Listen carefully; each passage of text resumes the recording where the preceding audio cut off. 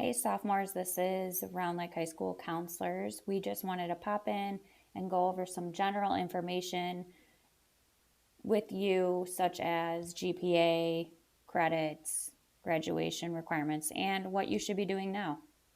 So to start it off, here are the counseling caseloads. So hopefully you know who your counselor is by this point.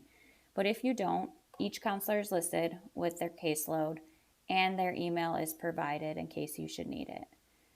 We know this year is different and we know we're not physically in the building, but we still want to make sure we're connected with you. So feel free to email us with any questions you have, set up Zoom calls with us. Anything you need, we're here for you. So to start off, graduation requirements. You're going to see this multiple times. We want to make sure we're all on the same page and that you know exactly what you need in order to graduate from Round Lake High School. So you need a total of 23 credits. And here's the breakdown of it. You need 4 credits of English. That means all 4 years you're taking and passing English classes. Math and science, you need 3 credits in order to graduate. However, we recommend 4. Social studies, you need to have 3.5 credits, and the classes you have to take are U.S. history, government, and some form of economics. PE, 4 credits as well. That means all 4 years you're taking some form of PE. And this includes health and driver's ed if you choose to take driver's ed. The rest is made up of different electives. So again, 23 total credits in order to graduate Round Lake High School. So what is a credit and how do I get one? Again, hopefully you know this by now. You guys have been here for a year, but just as a review, majority of your classes are 0.5 of a credit. The class you're sitting in right now for English or science or math or that art class you're sitting in is 0.5 of a credit. There are a few classes that are 0.25. So if you're currently taking driver's ed, the classroom portion, that's 0.25 of a credit. And when you take behind the wheel, that's the other 0.25 to make up 0.5 of that PE.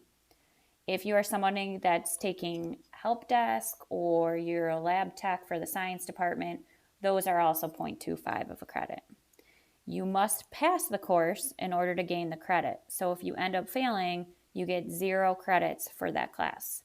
And again, you need 23 credits in order to graduate. GPA. So you guys have started your GPA because you've been at Round Lake High School for a year now. So your freshman year started your GPA.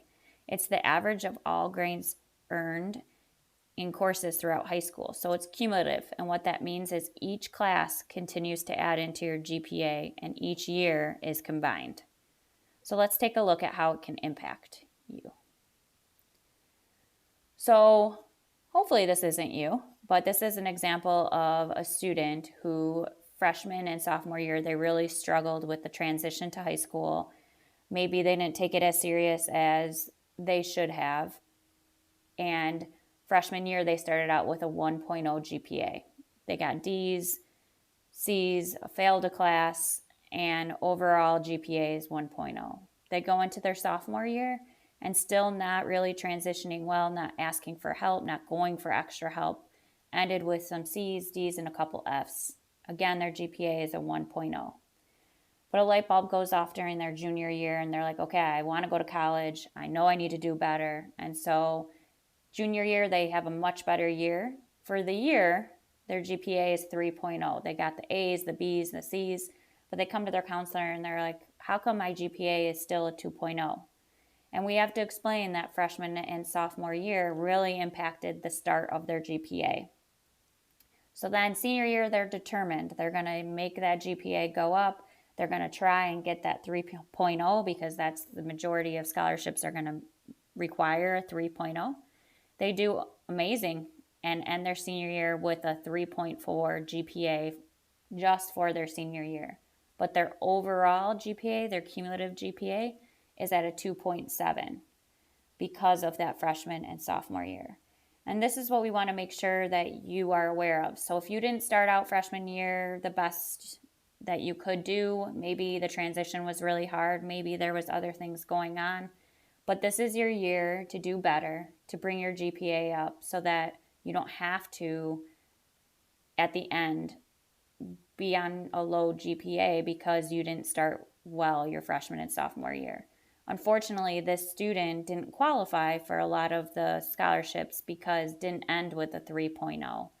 So we just want to make sure you realize the importance of your sophomore year because it's going to continue to add on to that GPA and hopefully continue to make it better.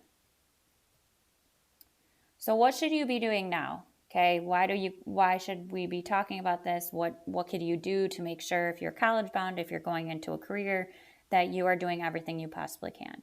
So you have met with your counselor last year about your 5-year plan and kind of went over at that point what did you see yourself doing after high school, and kind of mapped out what the next 4 years will look like based on that career choice. And that will be revisited each year. So if last year you said you were really interested in becoming a teacher, and this year you're like, yeah, not so much, that's okay. We're going to revisit it, and we can kind of remap out what kind of classes you should take that go along with the career choice. Make sure you're getting involved. We know it's really difficult this year because we're not in school. Right now there's not many sports running, there's not clubs running. So we understand that it might be hard to get involved, but there's going to be a lot of programs offered virtually that you can get involved in until those clubs and sports come back. We are going to be doing college reps virtually. We're doing college campus visits virtually.